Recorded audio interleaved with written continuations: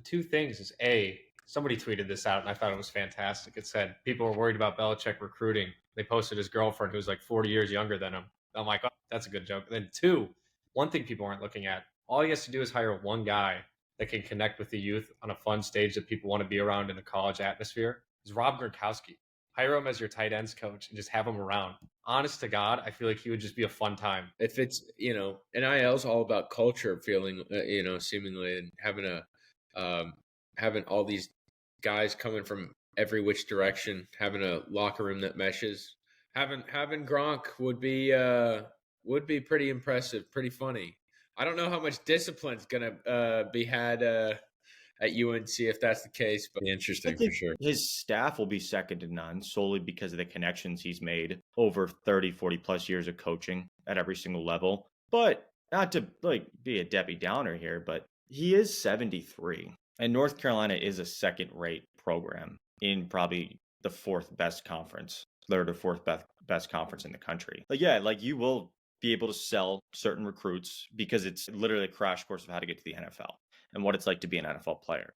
But I think a lot of recruits won't appreciate that mindset because we all know what Belichick's like as a coach. People have heard horror stories come out of New England, like Edelman saying, hey, I can pull up kids from Foxborough High to catch that ball.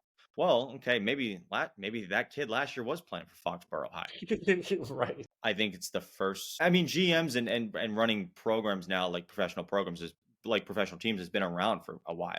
Georgia does it. Texas does it. The best programs in the country do it like this. But now you have a name that everyone knows, so it's going to be more national attention. And it is going to be a little different because it is Belichick, but we've seen this song and dance before. But I just think it'll be interesting because it's North Carolina.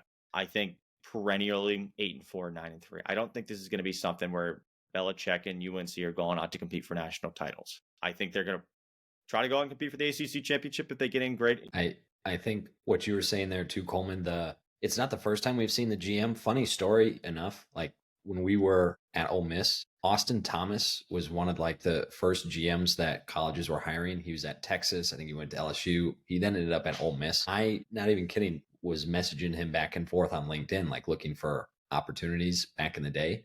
He's very nice. Nothing ever came of it.